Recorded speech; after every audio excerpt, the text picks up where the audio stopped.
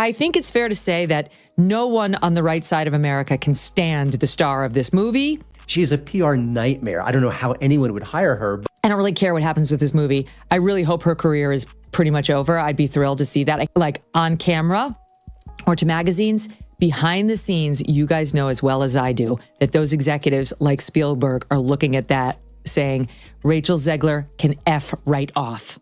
Hey everyone, welcome back to the channel. Today, we're diving into one of the biggest Hollywood disasters of the year, Disney's live-action asterisk Snow White asterisk remake, and the absolute PR nightmare surrounding its star, Rachel Zegler. Now, I know, some of you might be thinking, another Disney remake. What's new? But trust me, this isn't just another forgettable flop.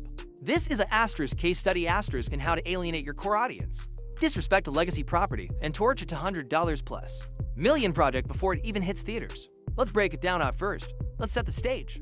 Disney's asterisk Snow White and the Seven Dwarfs asterisk isn't just a cartoon. It's the foundation of the entire Disney empire, released in 1937. It was the first full-length animated feature film ever made. It's a cultural landmark, a piece of history, and for millions of people, it's a cherished childhood memory. So, when Disney announced a live-action remake, expectations were complicated.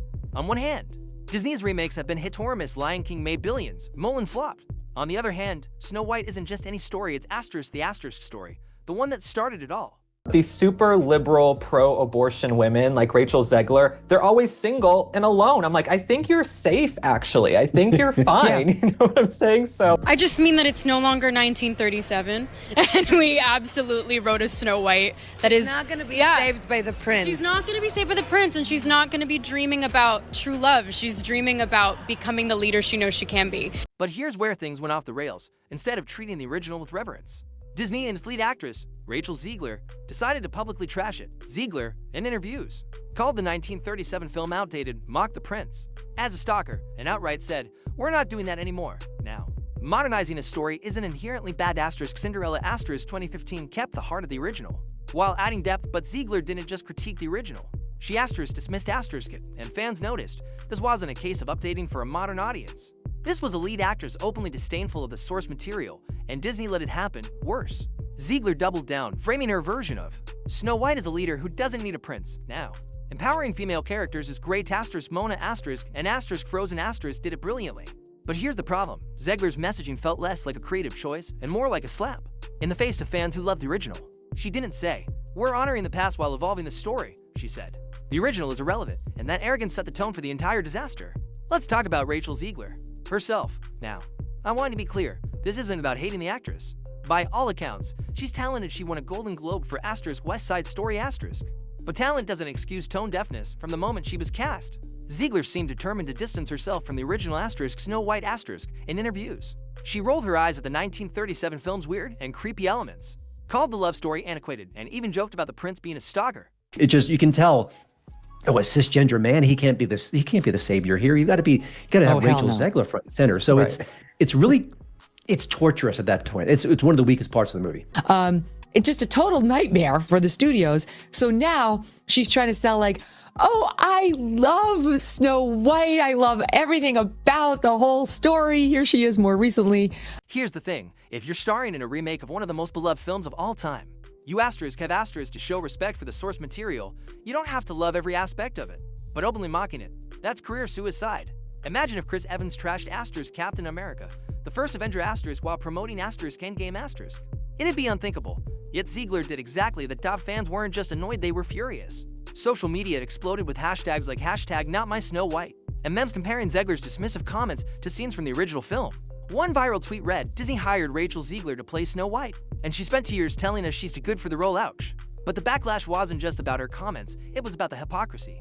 Zegler framed her version of Snow White as a strong, independent leader, but in doing so, she insulted the original character, a young girl who shows kindness and resilience in the face of evil. Snow White's superpower in the remake, according to Zegler, is her heart, which all of us have. Wait, isn't that exactly what the original Snow White had? Her kindness is what saves her. Zegler's attempt to improve the character came off as elitist, as if the 1937 version was somehow lesser. And here's where Disney failed miserably. They didn't rein her in. No, studio execs stepped in to say, maybe don't trash the movie we're spending $100 million to remake. Instead, Zegler kept talking, and the headlines kept getting worse. By the time the film neared release, the narrative wasn't about the movie, it was about Zegler's arrogance. Fans felt personally insulted, and rightfully so, when you grow up loving a story, only to hear the new star call it creepy. It's a betrayal. But wait, it gets worse. Zegler's past controversies resurfaced during West Side Story promotions. She complained about having to improve her Latina heritage to white executives, saying, "Do you want me to bring in my abuelita?" Now, valid criticism of Hollywood's tokenism is important, but Zegler's timing was terrible. Combined with her Snow White comments, it painted her as someone who bites the hand that feeds her. Hollywood loves a grateful star, and Zegler came off as the opposite of rookie, criticizing the legends like Spielberg, who gave her a platform. Now, let's talk about the Seven Dwarfs tour. In this case, the black asterisk of dwarfs, Disney's decision to replace them with magical creatures sparked outrage long before Zegler's comments.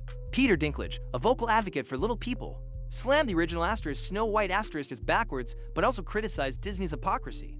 In erasing dwarfs instead of hiring actors with dwarfism, Disney tried to have it both ways. They removed the dwarfs to avoid stereotypes, but replaced them with CGI creatures, which only made things worse.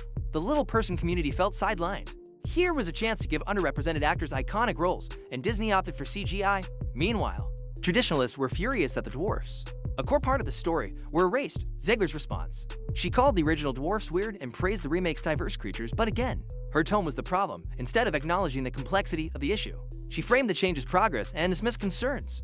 Fans accused Disney of virtue signaling, prioritizing woke points over meaningful representation. This controversy became a perfect storm. The right accused Disney of going woke. The left accused them of performative eliteship, and everyone else just wondered why the studio was butchering a classic. The Dwarfs debacle overshadowed the film's actual plot, becoming yet another distraction in a movie already drowning in bad press. By the time Snow White hit theaters, the damage was irreversible. The film opened to a pathetic $43 million domestically, a fraction of what Disney expected. Globally, it barely crossed $100 million, failing to recoup its budget. For context, The Little Mermaid 2023, despite its own controversies, made $570 million. Snow White didn't just flop, it imploded why? Because audiences felt insulted. Families didn't want to support a film whose star mocked their childhood memories. Conservatives boycotted over woke changes. Liberals were turned off by the representation missteps, and casual viewers, they just didn't care. The marketing was a mess, the star was unlikable, and the story felt unnecessary. But here's the kicker: the movie itself wasn't even the focus. The conversation was all about Zegler's comments, the missing dwarfs, and Disney's incompetence. Critics trashed the film's disjointed plot and awkward CGI, but by then, it didn't matter. The narrative was set. Let's not forget Gal Gadot's role as the evil queen. On paper, casting Wonder Woman as the queen was genius, but in practice, it backfired. The core of Snow White is the queen's jealousy. She's threatened by Snow White's beauty, but with Gadot, a globally recognized bombshell, playing the queen, the premise fell apart. Audiences laughed at the idea of Gadot being jealous of Zegler. The film tried to pivot by making the queen a bad leader instead of a vain villain, but it didn't work. The original tension, beauty versus innocence, was lost. Gadot did her best, but the script gave her nothing to work with. Meanwhile, Zegler's Snow White lacked the warmth of the original, coming off as smug instead of kind. The two had zero chemistry, making their rivalry feel forced. Now, let's talk about Disney's damage control, or lack thereof, when the backlash started. Disney should have done two things: 1, silence Zegler, and 2, refocus marketing on the film's visuals or music. Instead, they let Zegler keep talking, and she kept digging the hole deeper.